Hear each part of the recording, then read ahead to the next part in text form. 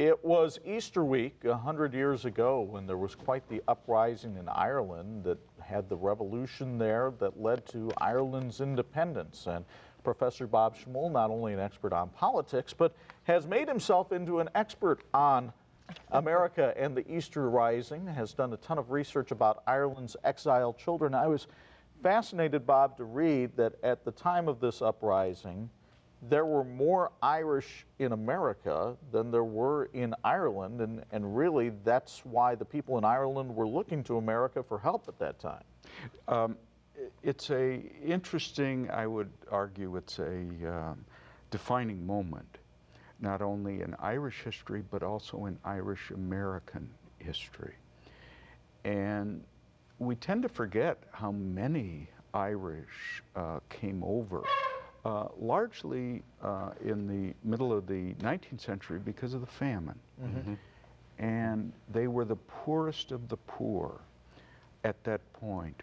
But by 1914, 15, 16, many of them had been quite successful in America. Economically, they were making it. Politically, they were making it. And they kept looking back across the Atlantic to their previous homeland. In the case of some, they were first generation or second or third. And what you see is that so many of them contributed to the cause that ultimately led to the Easter Rising. Americans donated about $100,000. And compute that in today's currency, and it comes to about $2.5 million. Americans helped to buy the arms. Americans helped to spread the word through publications about what was afoot in Ireland. And then, interestingly enough, the Proclamation, which sets forth the view that there should be an Irish Republic, there's only one other country that's mentioned on it besides Ireland, and the phrase supported by her exiled children in America. Mm-hmm. So even at that point, they are looking at America and saying, you have supported us. There were 7 leaders who signed the proclamation. 5 of them had spent time in the United States. 1 of them was a naturalized American citizen. You say that there are 4 key players in this, in the Easter Rising. Can you kind of talk about them? Especially one of them was the President of the United States. By key players, they would be, in my view, important. Certainly the Irish would have a different vantage point. But I was looking exclusively at the American connections, the American angle.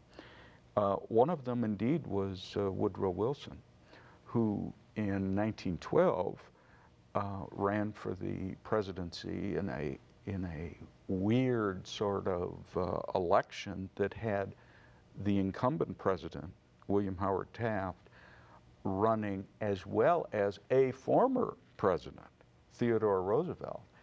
And Woodrow Wilson is the Democrat who emerges because of the divided vote on the other side. And the reason I mention that is that in 1912 he was very explicit in seeking the support of Irish America.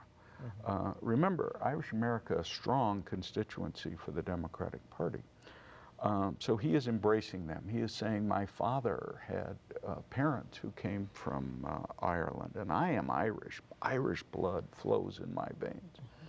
Well, fast forward to 1916 and the Easter Rising, and what happened was the Rising lasted about 6 days, but then there was a period of executions where they literally shot, firing squads, the leaders of the rebellion.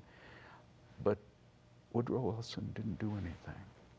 His secretary, what we would call chief of staff, sent out messages saying that the president is concerned, the president is involved, the president is this. But as I show in the book, and I went through the Wilson papers in the Library of Congress, some of the statements that are attributed to him were definitely ghosted. And I'm not sure that he even saw them. Later on, it becomes even more important because there's the Paris Peace Conference, and Irish America wants him to bring up the future of Ireland, and he refuses.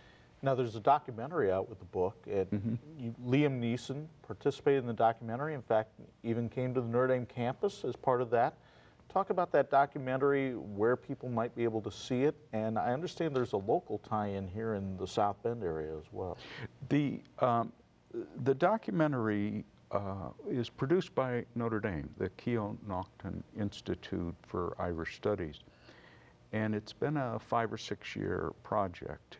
And what they did is they decided to devote 3 hours, 3 separate hours, to the sort of beginning of the Rising and the planning of it, and then the Rising itself, and then the aftermath.